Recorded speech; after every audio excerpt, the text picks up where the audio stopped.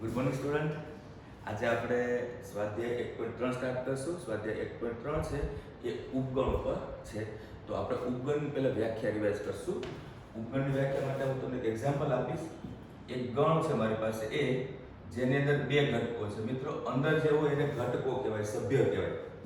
ગણ બી છે, એની અંદર મારી પાસે 3 ઘટકો છે. આ એક એક્ઝામ્પલ છે. મિત્રો, અહીંયા ગણ એના બંને ઘટકો ગણ બી માં આવેલા છે, તો ગણ એ ને ગણ બી નો ઉપગણ કહેવાય.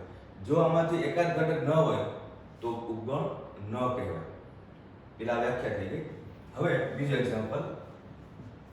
અહીંયા ગણ એ રાખું છું હું, અહીંયા 1 અને 1 રાખું છું. તો જુઓ, આ 1 છે ને આને ગણ 1 કહેવાય. આ 1 અને ગણ 1. તો સંબંધ શું? તો આ કર્લી બ્રેકેટમાં નથી એટલે ગણ ન કહેવાય. તો એક જે છે એ એનો ઘટક છે ને ઘટક માટે હંમેશા બિલોંગ્સ ટુ સંજ્ઞા વપરાય. ઓકે? અને આ ગણ છે અને ગણ અને ગણ તો આને ઉપગણ કહેવાય. કેમ કે એની અંદર 1 2 છે જે આ એક ઘટક આમાં આવેલો છે એટલે આ એનો ઘટક થઈ ગયો ગણનો. તો આ બંનેનો ફરક ખાસ નોંધજો તમે. આના ઉપરથી આપણે પ્રશ્ન સ્ટાર્ટ કરીએ. પ્રશ્ન 1, આપણે ઉપગણ અને ઉપગણ નથી આ બેમાંથી એક સંજ્ઞા વાપરવાની છે. ગણ એમાં 2 3 4 ઘટકો છે, જે ગણ બી માં 2 3 4 આવેલા છે. એટલે ગણ એના પ્રત્યેક ઘટક ગણ બી માં છે એટલે આપણે એને ઉપગણ કહેશું. બીજો પ્રશ્ન. ગણમાં આ ગણમાં a b અને c 3 ઘટકો છે, જે આ ગણમાં b c d ઘટકો છે. તો આમાંથી એક ઘટક a આમાં નથી એટલે એક ઘટક ન હોય કે ગમે તે ઘટક ન હોય આપણે એને ઉપગણ નથી એમ જ કહેવું પડે. પ્રશ્ન નંબર 3. x જ્યાં x છે તમારી શાળાનો ધોરણ 11 નો વિદ્યાર્થી અને અહીંયા છે x જ્યાં x છે તમારી શાળાનો વિદ્યાર્થી. તો મિત્રો, તમારી શાળામાં ઘણા બધા વર્ગો હોય, એમાં કોઈ પણ વર્ગનો વિદ્યાર્થી છે તમારા શાળાનો વિદ્યાર્થી તો ગણાય છે. એટલે ધોરણ 11 નો વિદ્યાર્થી એ શાળાનો વિદ્યાર્થી તો ગણાય છે. એટલે કે ધોરણ 11 ના બધા વિદ્યાર્થીઓ શાળાના વિદ્યાર્થીઓમાં આવી જાય એટલે એને ઉપગણ કહી શકાય. બીજો પ્રશ્ન. x જ્યાં x એ સમતલમાં વર્તુળ છે. તો મિત્રો, સમતલમાં વર્તુળ તો ઘણા બધા દોરી શકાય, અનંત વર્તુળ દોરી શકાય. એક્ઝામ્પલ, આ એક વર્તુળ, આ બીજું વર્તુળ, આ ત્રીજું વર્તુળ, એવા ડિફરન્ટ ટાઈપના ઘણા બધા વર્તુળો આપણી પાસે છે, અનંત વર્તુળો છે. જ્યારે સામે x જ્યાં x છે આ સમતલનું 1 એકમ ત્રિજ્યાવાળું વર્તુળ છે. 1 એકમ ત્રિજ્યા ફિક્સ રાખવાની. જેમ કે આ મેં વર્તુળ દોર્યું છે જેની ત્રિજ્યા 1 એકમ છે. તો અહીંયા નાના મોટા કોઈ પણ વર્તુળો હોઈ શકે, જ્યારે આ ફિક્સ વર્તુળો છે. તો આ બધા વર્તુળો શું આમાં આવે? ન આવે. પણ આ વર્તુળ આમાં આવી શકે.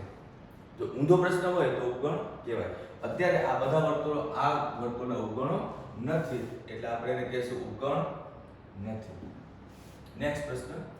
x જ્યાં x એ સમતલમાં ત્રિકોણ છે. અગર આ સમતલમાં ઘણા બધા ત્રિકોણ દોરી શકાય, અનંત ત્રિકોણ છે. જ્યારે બીજી બાજુ છે x છે જ્યાં x છે સમતલમાં લંબચોરસ છે. તો મિત્રો, બધા ત્રિકોણ જે છે એ કઈ લંબચોરસ તો ન જ ગણાય ને. એટલે ત્રિકોણ છે લંબચોરસના ઉપગણમાં ન આવે એટલે ઉપગણ નથી. નવો પ્રશ્ન. x જ્યાં x એ સમતલમાં સમબાજુ ત્રિકોણ છે.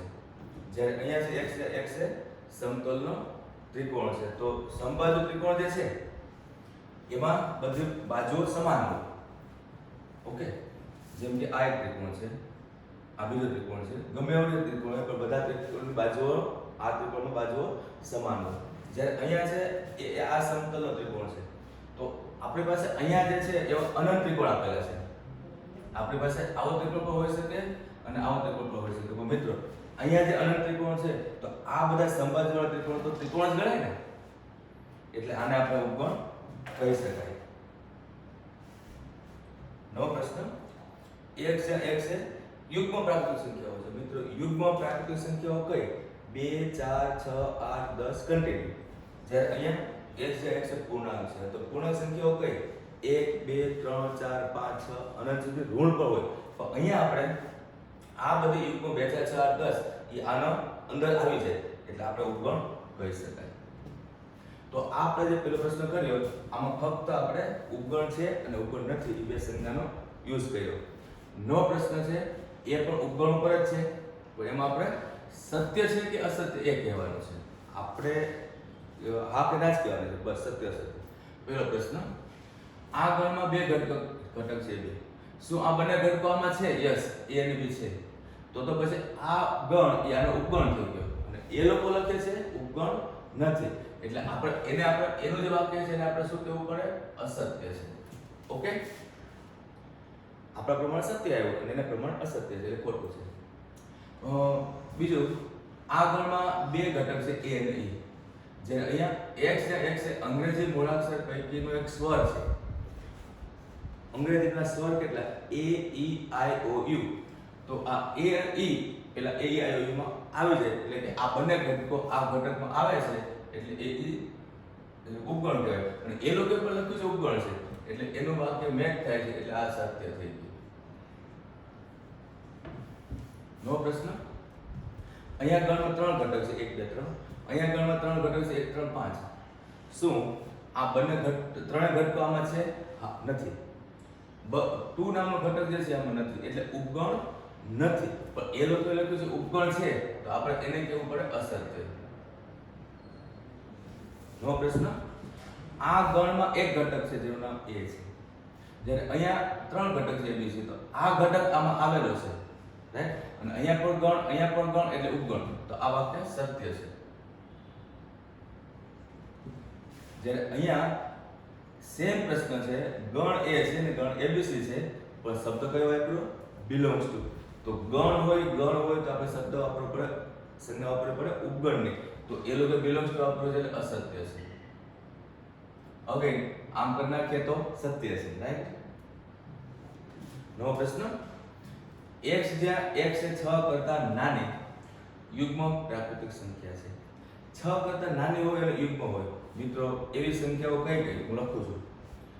યુગ્મ હોય અને 6 કરતા નાની હોય તો 2 યુગ્મ છે, 4 યુગ્મ છે, પછી 6 યુગ્મ છે. પણ એ લોકોએ કીધું છે કે 6 કરતા નાની એટલે અહીંયા ઘટકો આવે 2 અને 4.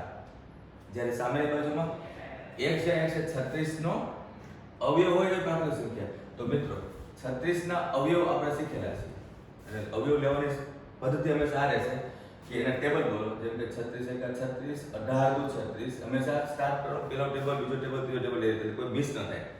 ત્રીજો ટેબલ 12 × 36, પછી 9 × 36, બસ પૂરા થઈ ગયા. સોરી, 6 × 36. પાંચના ટેબલમાં આવે ને 36, 6 ના ટેબલમાં આવ્યા. પછી 7, 8, 9 અહીંયા આવી ગયું છે. એટલે આટલા અવયવ થયા. તો મિત્રો અહીંયા 36 ના અવયવ જ લખવાના છે. તો 36 ના અવયવ કયા થયા? તો 1, 2, 3, 4, 6, 9, 12, 18 અને 36. આપણે જોવાનું એ છે કે આ બંને ઘટકો આમાં છે.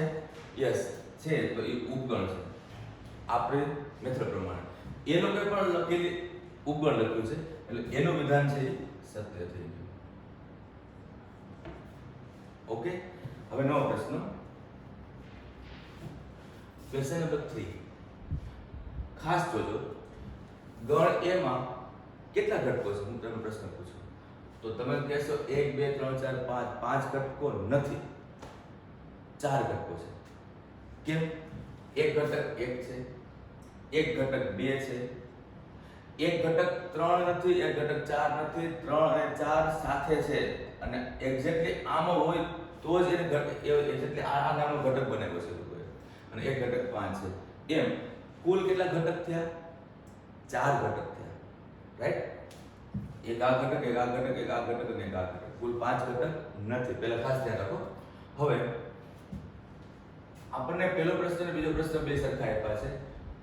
ગણમાં 3, 4 છે, ગણમાં 3, 4 છે. એક વખત કીધું છે ઉપગણ, એક વખત કીધું છે belongs to.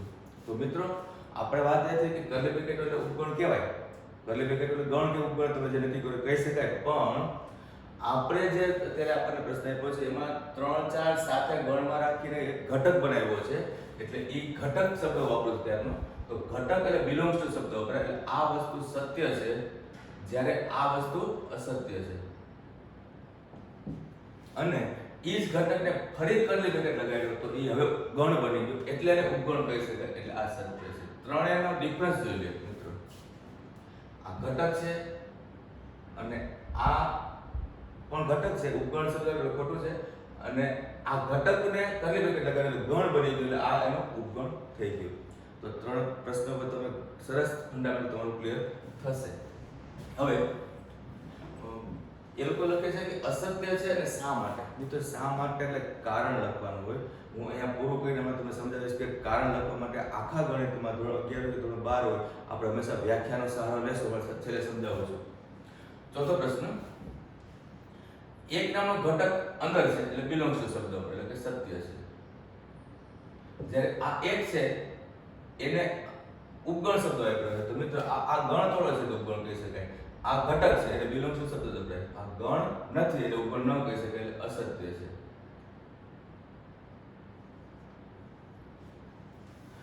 છઠ્ઠો પ્રશ્ન, 1, 2 અને 5 ત્રણ ઘટકો છે ગણમાં અને આ ત્રણ ઘટકો અહીંયા પણ છે એટલે એ ઉપગણ છે એટલે સત્ય છે. નેક્સ્ટ પ્રશ્ન, 1, 2 અને 5 સેમ પ્રશ્ન. આ કર્લી બ્રેકેટ છે ગણ છે તો ગણ છે તો ઉપગણ શબ્દ સાચો છે જ્યારે બિલોંગ્સ ટુ શબ્દ ખોટો છે. સેમ પ્રશ્ન છે અને અહીંયા ઉપગણ કીધું તો અહીંયા બિલોંગ્સ ટુ કીધું અને કર્લી બ્રેકેટ છે એટલે ગણ છે એટલે બિલોંગ્સ ટુ ન કહેવાય. આઠમો પ્રશ્ન, 1, 2 અને 3 આ ત્રણ ઘટકો આમાં આવેલા છે તો મિત્રો ના. 1 અને 2 ઘટક છે જ્યારે 3 રિપીટ કરવું હોય ઘટક નથી. 3 અને 4 કર્લી બ્રેકેટમાં સાથે હોય તો જ એને ઘટક કહેવાય. તો 3 એનો ઘટક નથી એટલે ઉપગણ નથી. રાઈટ? આને કહેવાય અસત્ય. ઓકે, તમે કહેશો 3 તો ગણ એમાં છે એટલે ઉપગણ ના. 3 અલગ નથી સાથે છે એટલે ન કહેવાય. નવમો પ્રશ્ન, ખાલી ગણ બિલોંગ્સ ટુ શબ્દ વાપરે છે કે આવો ઘટક જે દેખાય છે ઘટક આની અંદર હોવો જોઈએ. તો દેખાય છે કે નથી દેખાતો ને એટલે આ અસત્ય છે. હવે આ જ ગણ ઉપગણ છે એ તો મિત્રો આનું નામ શું? ખાલી ગણ. તો એ ગણ બોલે ને આપણે ખાલી ગણ બોલે તો ગણ છે એ એનો ઉપગણ. અને બીજું એક વાક્ય છે કે ખાલી ગણ એ દરેક ગણનો ઉપગણ છે એટલે ખાલી ગણ તેને ઉપગણ કહી શકાય એટલે આ સત્ય છે. હવે આ ગણની અંદર એક ઘટક છે જેનું નામ ખાલી ગણ છે તો હવે ખાલી ગણ એમાં નથી આવતો એટલે આને ઉપગણ ન કહી શકાય એટલે અસત્ય છે. ઓકે, તો હવે આપણે વાત એ કરતા હતા કે અસત્ય કે સત્ય કોઈ પણનું કારણ આપણે આપવું હોય એમાં આપણે કારણ આપવું પડશે.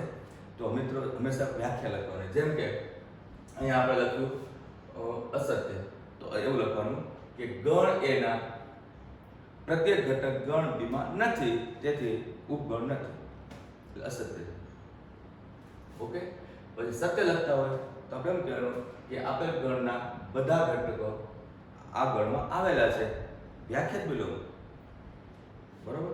ગણ એના પ્રત્યેક ઘટક ગણ બીમાં છે એવું લખો તો સત્યનું કારણ થઈ ગયું. ગણ એના પ્રત્યેક ઘટક ગણ બીમાં નથી એવું લખો તો અસત્ય વાક્ય થઈ ગયું. એટલે વ્યાખ્યાથી જ હંમેશા કારણો અપાય. તો અહીંયા આપણે સ્વાધ્યાયના 3 પ્રશ્નો પૂરા કર્યા. હવે આપણે ચોથો પ્રશ્ન સ્ટાર્ટ કરશું.